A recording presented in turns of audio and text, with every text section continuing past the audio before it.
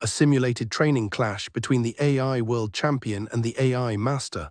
We start with a Ruy Lopez. The gold standard of openings.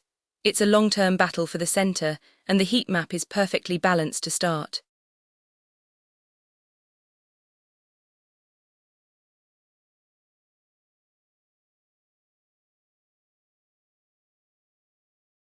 White deviates slightly with the bishop to c4. A more aggressive posture than the standard retreat. White is eyeing the f7 square early, signaling a preference for direct pressure.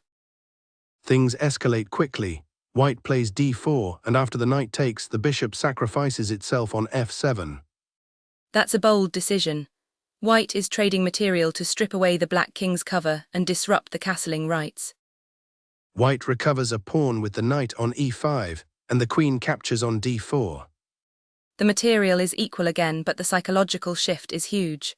Look at the red flooding the board. White has seized the initiative.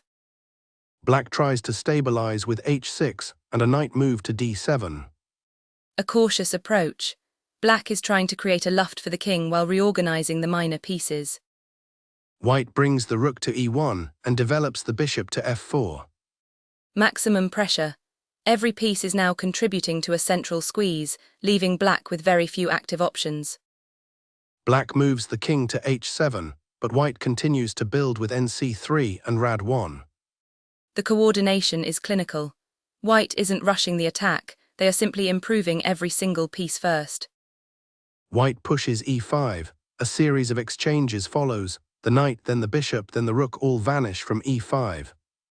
A massive simplification. By clearing the e-file, white has opened lines for the remaining heavy pieces. Black manages to snag a rook on d1 with the bishop.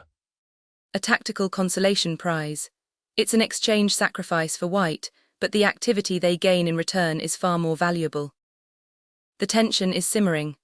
Both engines are calculating deep, but white's space advantage is starting to feel claustrophobic for black. The knight returns to d1, and black tucks the king away on h8. White plays qf5 and g3, while black responds with qg8. The g3 pawn is a subtle touch. It secures the king and prepares a potential launchpad for a final kingside push. White brings the knight to e3 and the rook back to e1. Notice the heat map now. It's turned a deep purple in the center, meaning both sides are fighting for every single square.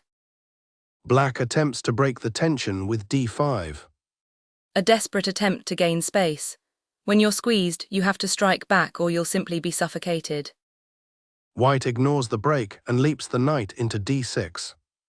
That is a monster of a piece. An outpost on d6 is often a death sentence in these structures. Black tries to counterattack with qh5, but white just plays kg2. Cool under pressure. White knows the queen check is a hollow threat and is happy to simply improve the king's safety.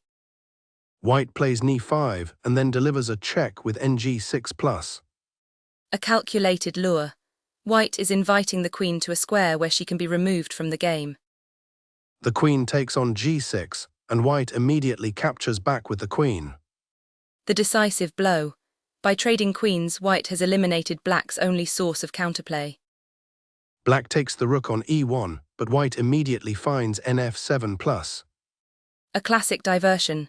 That piece was merely a decoy, the real target was the king's position. The knight jumps to h6, then back to f7, forcing the rook to capture it. White is systematically dismantling the remaining defenders. It's a slow-motion collapse for black. The game is effectively over, but the engine is just tidying up. Black is playing for a miracle now. A complete demolition. White played with an absolute precision that left black without a single breath of air.